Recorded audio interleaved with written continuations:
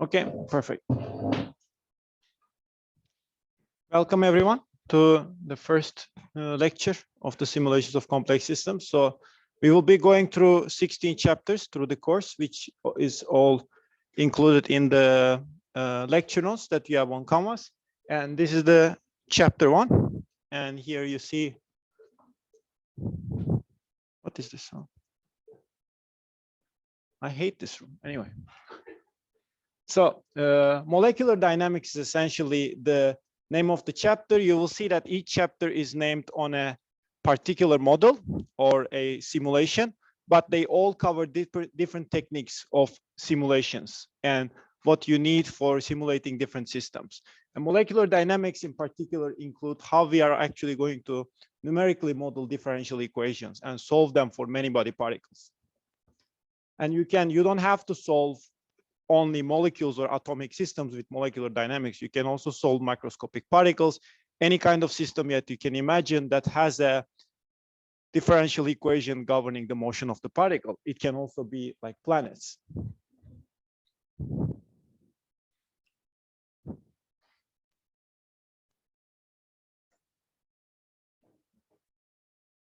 So for solving a numerical differential equation, with numerical methods, we need to first identify how does a particle move. How many people are here from physics background? How many people are more from programming engineering background? Okay, for most of you, this should be very familiar anyway, right? So this is the Newton's equation. So the inertia and the acceleration of the particle are related to the force exerted on a particle. If I apply a force on a particle, it will be accelerating. And of course, the position will be changing according to particle's velocity. And if I include also the initial conditions of the particle, I can just integrate and solve these equations and find mathematically what is going on in the future trajectory of a particle. However, if I want to implement this numerically, these are differential equations. What is the most important assumption in these equations for those to be correct?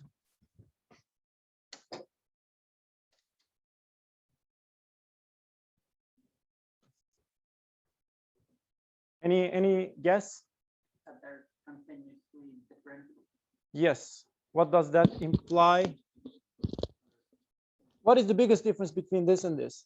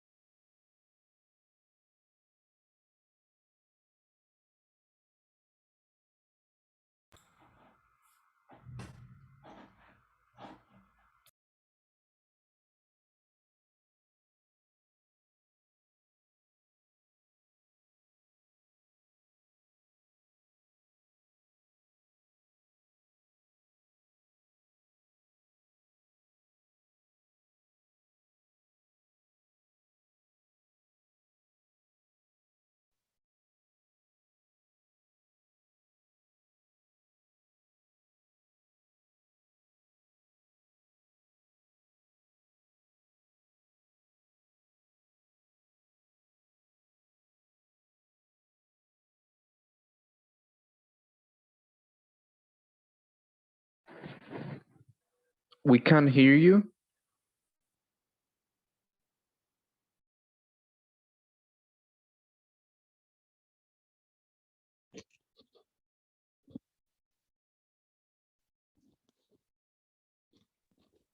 I think you're muted. Can you hear me now? Yes. Yes.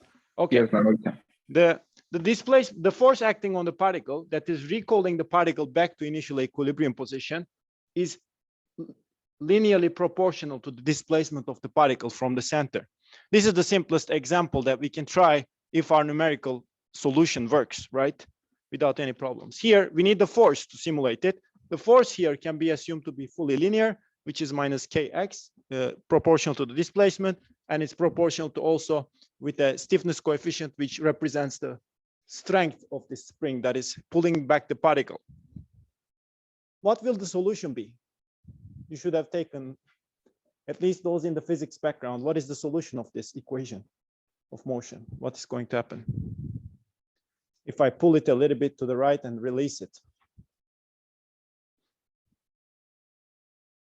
I'm pretty sure everyone knows. Can someone phrase it? Yes, it will oscillate, right? It will go back and forth. And if there is no friction in the system, it should preserve its energy over time.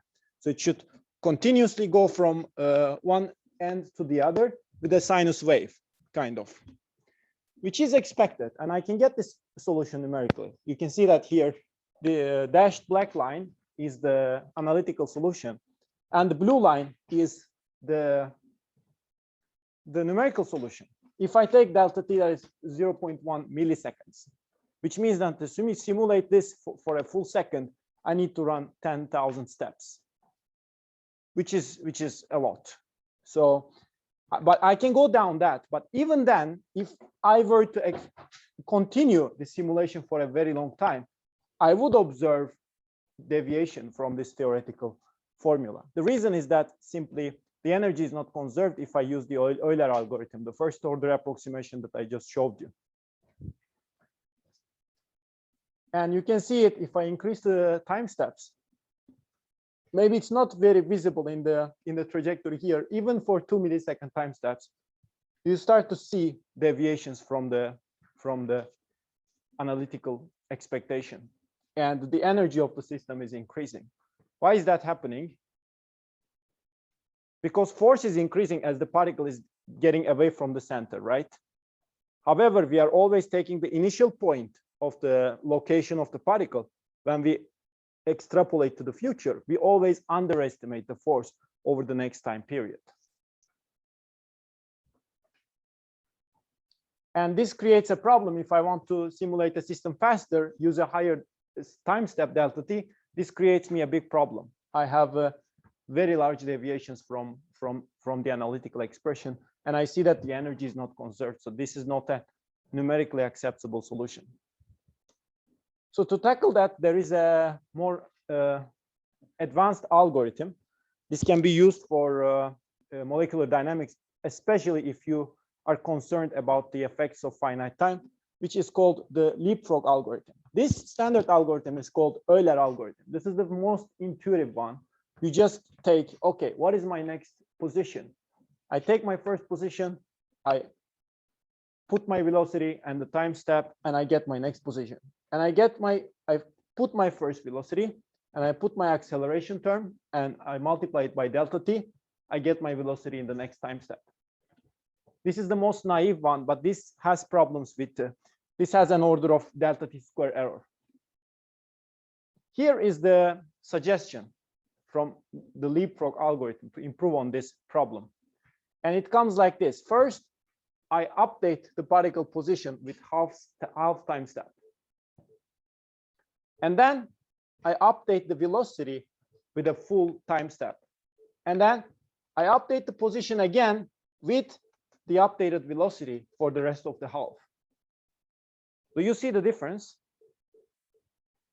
This seems like only a factor of 2 improvement, but it's not. You will see in the next slide that it is an order of magnitude improvement in most cases, especially when it comes to energy conservation. The reason is that we are applying the force in the middle point of the increments. And you can actually write it a little bit simpler than that, because if you think about it, if you write just the next step of equations, you will come here that Rn plus 1/2 is equal to, and this can be written in just one V1 n plus 1 delta t. So this can be further simplified. If you just need to write one more iteration on the right and do the math. And if I apply this, what happens is that you remember the previous results, right? With the Euler formula, the same harmonic oscillator, the mass attached to a spring. The results are much better especially for higher time steps in the simulation. So now I have the energy conservation and equally good trajectories with increasing the time step to 200 times more, which means that anything I simulate using this algorithm is going to be operating 200 times more. Of course, it won't be as robust as the harmonic oscillator particular example, but this is a good example where you can see the difference. Is this clear? Any questions? Okay.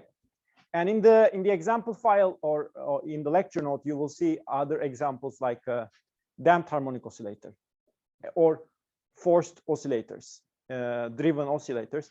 And you can also repeat those examples, and you can also see try to come up with different examples on your own, different systems. For example, a particle that is slight. Yes, there is a question. Yes. No.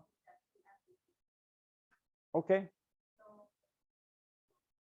Thank you for the feedback. I'll check it because everything on these lecture notes and the codes on GitHub, they are kind of the first division. So we have prepared it very recently this year. So there might be mistakes. So, but it's very important that you give us feedback so we can correct them immediately. Actually, the best from the GitHub, whenever you see problem, right, open it.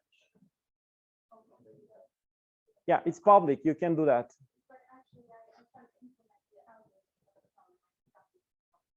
Okay.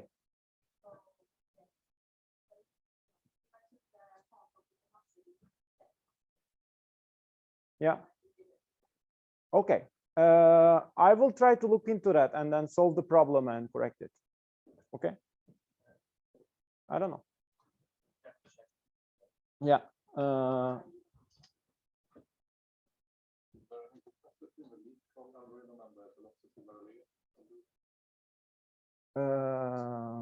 I'm not sure. That algorithm, last time I applied that algorithm was a lot of years ago. So yeah, the point is that if you are simulating a system with enough computational power, usually you would use Euler just because it's the simplest. And especially if you are simulating something stochastic, then also there's a lot of oscillations and noise in the system that the Euler equation often gives you equally good results, which I mostly do my simulations in. So I personally use Euler.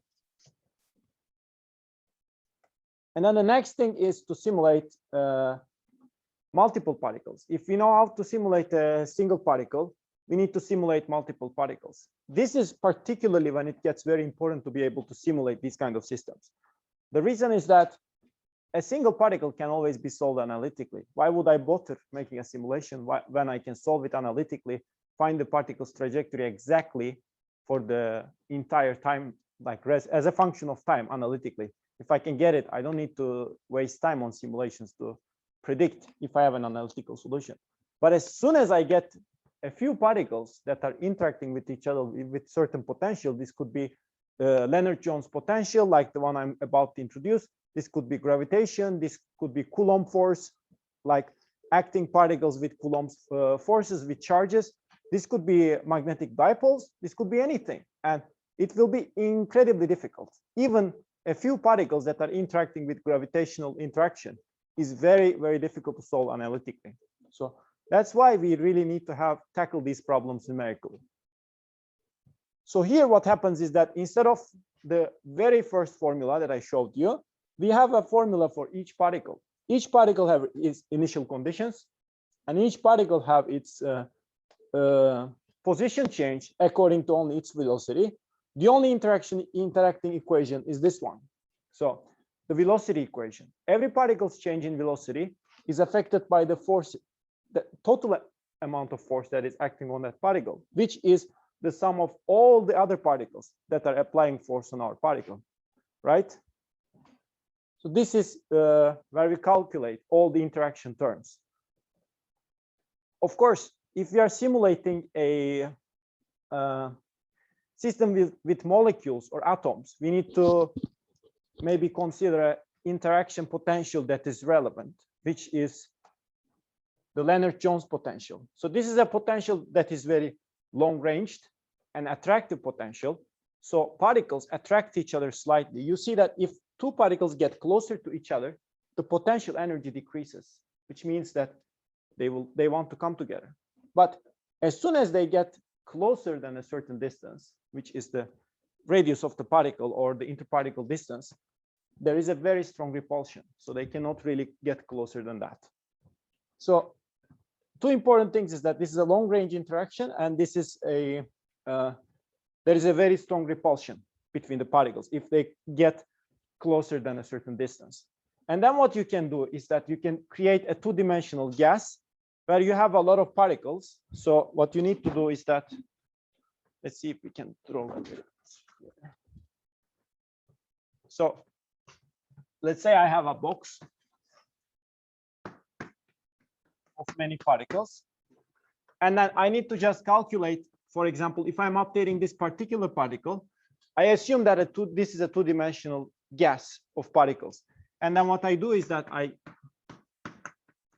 let's say this is my ith particle, this is my jth particle, and then I make a sum over j with all the particles that are applying a certain amount of force. Let's say this is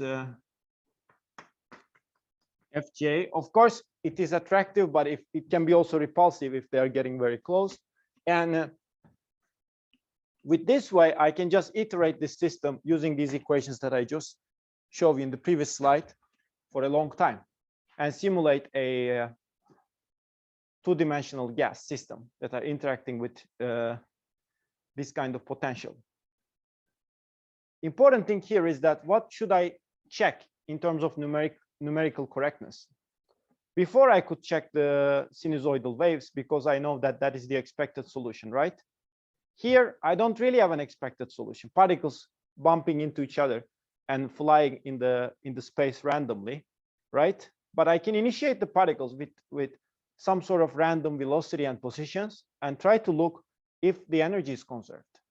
Because I know that if it's a physical system, if it's isolated from the environment, I know that the energy has to be conserved, right? Is this clear? Is this clear? Some people are looking confused. Okay. This is because we can define an interaction potential between all the particles that are interacting with each other, which results in a conservative forces between particles. Every particle applying the same force against each other. This results in the conservation of energy. When we simulate such a system, we find out that you see that this is the energy that is fluctuating, which is expected because as the particles come closer to each other, they will actually accelerate, and then when they come too close to each other, they will kind of rebound from each other, right? Which will result in the decrease in velocity, for example, between two particles, and their kinetic energy will dramatically decrease, and their potential energy when they are very close and pushing each other is going to increase. And since I have many particles here, these energy values will fluctuate a lot if they are moving randomly and bumping into each other. However, the total energy here, as you can see here, is going to be remaining the same. And this is the trivial theoretical expectation that I have. This is the black dashed line here. And you see that if I choose a very, very small time scale, I can conserve this. But as soon as I increase the time scales, my energy starts to fluctuate, total energy. It's okay for the potential and kinetic energy to fluctuate individually, but the total energy should be constant. Is it clear what is the total potential energy and kinetic energy in the system? The total kinetic energy of all of the individual particles, 1/2 mvi squared, and you just sum it up. And the total potential energy is, you take every particle couple and calculate the interaction potential energy between each two particles with Lennard Jones potential formula, and you sum them up. And this is how you get both energies. But when you sum both of them and obtain the total energy, it has to be constant. And this is how you can get an idea of what is a proper delta T. Yes. So it's a box, right? Yes. There's a boundary around. There is a boundary. What happens when a particle interacts with the boundary? Yes. So there are several ways to tackle this problem, and all of them actually assures the energy is not affected. One is that you can assume the solid boundary condition, right? When a particle is approaching the surface, and in the next time step, of course, if it's continuous, you have really a certain time that it's hitting or contacting the wall. But in numerical life, it's never like that. So you have a particle. Let's say in the next time step, it's expected to be here. What you do is that you just take the image of this position. If you have a solid boundary condition, in the next step, let's say this is Ti, and this is your numerical solution, Ti plus 1. In each time step of the simulation, you need to check if it's within the boundary, right? And then take the image as if this was a mirror and put the particle here with the reflected velocity according to the normal vector of the surface, that is the boundary, right? This is one approach. This will make sure that the particle has the same velocity when it is reflected off a wall. The other approach is the periodic boundary condition, which means that whenever a particle is disappearing from one side, it will appear immediately from the other side. But this may have a problem with energy conservation. Why?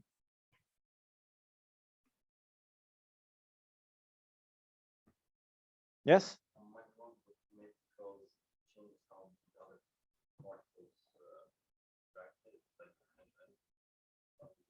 The point is that if two particles are very close to each other, they repel each other, right? So let's say I have a particle at the very edge here, and I have another particle where they don't interact almost at all because they're too far away from each other. But all of a sudden, in the next time step, this particle is jumping on top of this, which is the forbidden area and the potential energy. It will have an extraordinary, like astronomical force on this particle. It will just blink somewhere random in the next time step.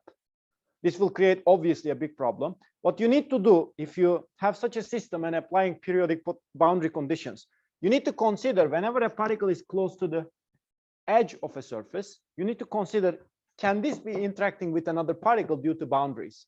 So you need to create ghost particles for interaction. So whenever there is a particle near the boundary, you need to kind of have a ghost particle here, that this particle actually knows, oh, there is a particle just on the other side, even if I don't see it. So you need to kind of create these ghost interactions to make sure that the energy is properly conserved. Yes.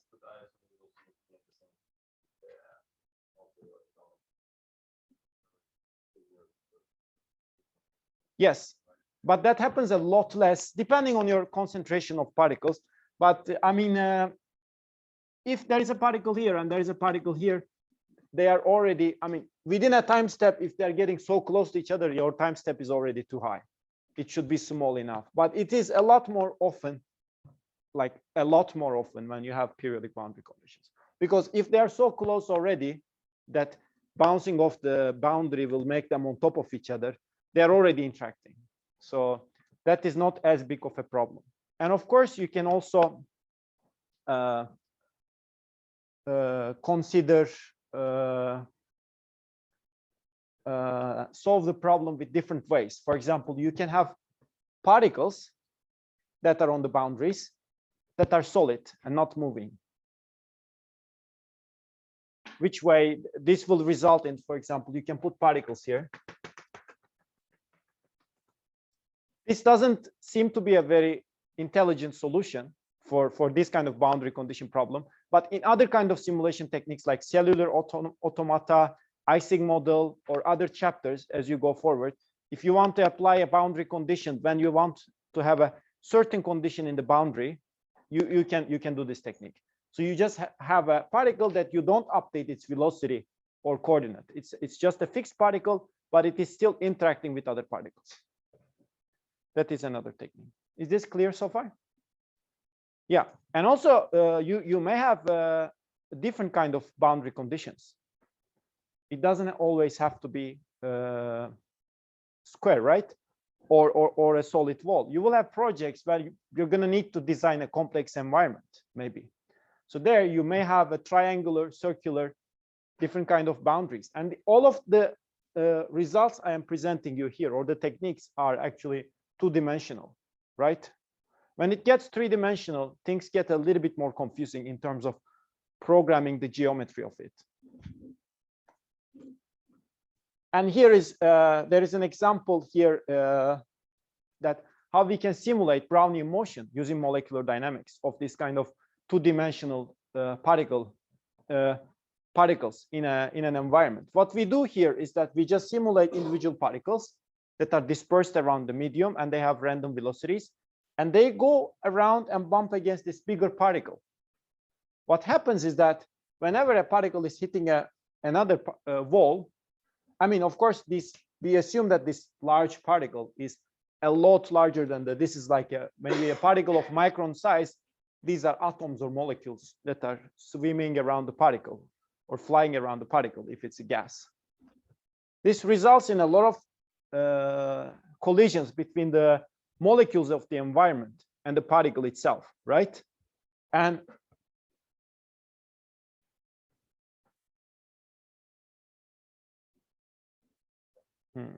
okay. And what I have to consider here is that I have to actually determine the normal vector of the collision place, because if it's a solid wall, I know it's always in one direction, but here it requires a little bit of extra geometrical calculations.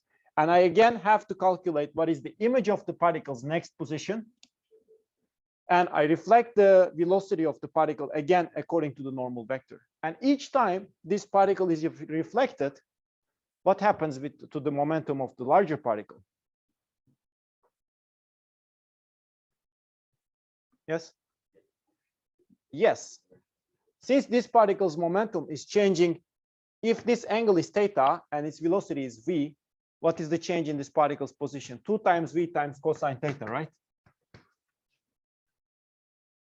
So let's say this is the interface. Particle is coming like this, v, and reflected like this. And this is the angle. This is the initial velocity. This is the final velocity. Right?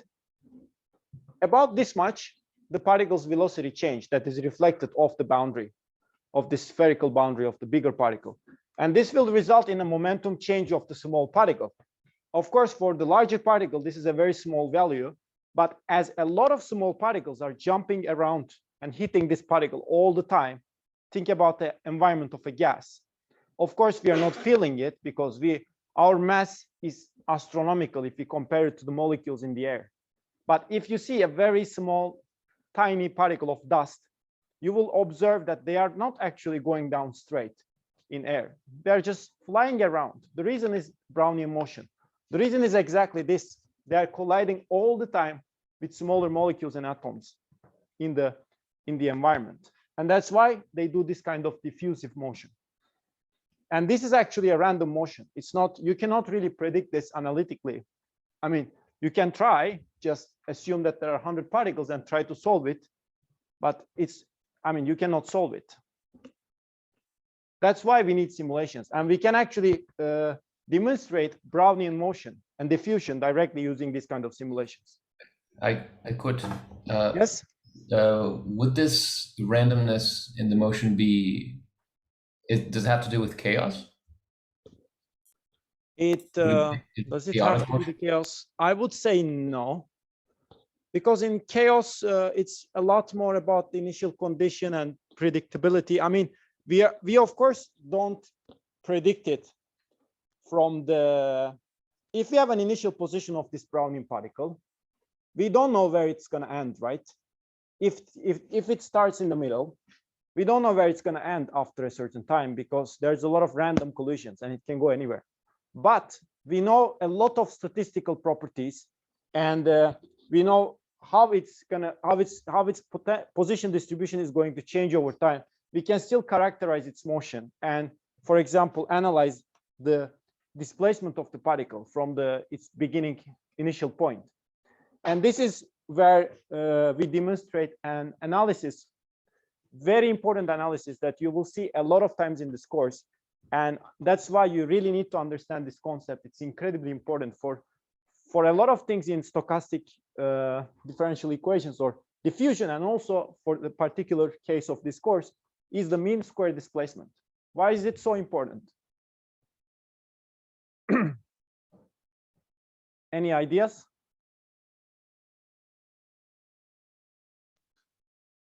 Let's say I am a diffusive particle. I just, at any time, I choose a random direction and take a step randomly. And I choose another direction and take another step randomly. And I repeat this all the time. After certain time steps, let's say 10 time steps, what is my average position? Sorry? I can't hear. Yes, my average position after a certain number of time steps is where I start, right? Because I don't have any preference to go in a certain direction. So I might have gone right, north, south, east, whatever. It doesn't matter, because the next time I repeat my motion, I might end up somewhere else. But in average, I will have no displacement. This is the same if you have a diffusive particle, any kind of diffusive system without a drift, you will always end up in the same location in average. So it's very difficult to quantify. What can we quantify? The mean square displacement. So this is giving me an idea, very strong opinion about how fast I am displacing from my original position, right? And this is going to be, of course, proportional to time. And in the we will come back to this and this kind of analysis a lot in the 4th chapter, which is the Brownian dynamics. Maybe some of you have already started, chapter 5, Brownian dynamics, which some of you might have already seen. What we do here is that we are taking the particle's future point. So if I am looking for the mean square displacement value as a function of time, I check the particle's position any point in its particle trajectory. So let's say I have an array. So this is, of course, here we have a analytical or actually numerical formula, but if we want to speak on programming terms, I have an array of particle trajectory, right? X1, X2, X3, all the way to Xn. And if I want to understand what is the mean square displacement of particle for time step t, which means that if I want to understand how much particle is displacing in, for example, for 3 steps, what I can do is I can shift this array, and I can take this array, this part of the array, which means X4, X5, all the way to Xn. And then I can subtract this array, X1, X2, and -3, right? If I subtract these 2 arrays from each other, what am I going to end up with? X4 minus X1, X5 minus X2, X6 minus X3. This is going to give me an array, right, of displacements of particles in 3 steps through its trajectory. Am I right? Yeah. This will might have an average 0, but if I take the square of this and divide it by the number of elements that are in my array, I will end up with mean square displacement for this particle for this particular steps. This is for 3 steps. I can then do it for 4 steps, 5 steps, 6 steps, and I can end up with a mean square displacement as a function of time. And very important signature of mean square displacement as a function of time is if it's scaling linearly with time, it is a diffusive motion. If it's scaling with t square, it is kind of a linear motion with constant velocity. It is very easy to understand. If I have a particle that is moving with constant velocity, I have a displacement of v times delta t, that is the time elapsed, right? And if I take the square displacement, it's going to be v squared t squared. It will be the slope of this mean square displacement versus time will have a slope 2. This is a logarithmic plot. So we get kind of the exponent of the mean square displacement. How does it scale with time? However, if a particle is diffusing, which means that it has a random motion, the exponent of this plot is going to converge to 1. And this is what you can show with this example, that this particle is actually performing diffusive motion. However, in short time scales, obviously, if you are at a time scales where the particle inertia still matters, of course, this particle has a mass, right? It wants to conserve its velocity for a certain period of time. When it's going at very short time scales, when it has constant velocity, it's not changed yet, then it will have a higher slope. So in the very short time scales, it will still have kind of an inertial motion. But in the long time scales, it will present a diffusive motion. Is this clear? Any questions from the chat, or if we can try to see, there are lots of complaints that they cannot hear. Okay. Yeah, were they? Let's see.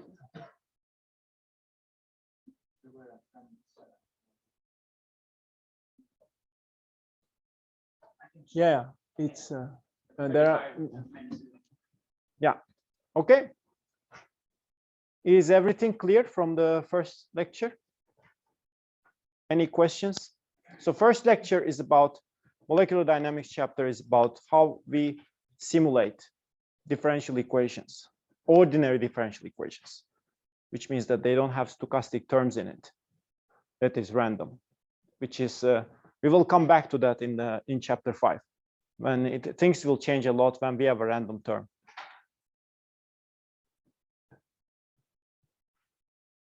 So yeah, so we have shown the Euler algorithm, the Leapfrog algorithm. We have stated that the energy conservation is important. That's how we can actually consider our time step of the system, that it should not deviate a lot from the theoretical expectations. If the system is isolated, the energy should be conserved, and we need to take care of the boundaries carefully, as we have explained. And it might be a solid or a, flat or a spherical boundary, depending on the case. And this way we can actually simulate a lot of particles instead of just being able to analytically solve 2 of them and getting stuck with the 3rd. Yeah. Okay, then we can maybe take a break. If you have any questions, you can ask also about other things in the course and the homeworks. Importantly, you all need to register for the doodle, that you should have received the link today in the morning, right? Everyone has received it, I guess. You see that you can already, it's right now the 3 hours after the announcement of doodle, and this is the first homework. It will be the most number of students registering for solution, and it is none of the homeworks is fully booked yet. So you can actually choose. If you choose on time, you can choose still. There is enough room for each homework. If you can choose, if you prefer a particular homework to work on. Okay, but I highly recommend you go on. There are lots of homeworks that are different in kind of that is the knowledge required. There are some chapters that are more like programming, people with programming background will have an easier time with, and there are chapters people with physics background will have an easier time solving it.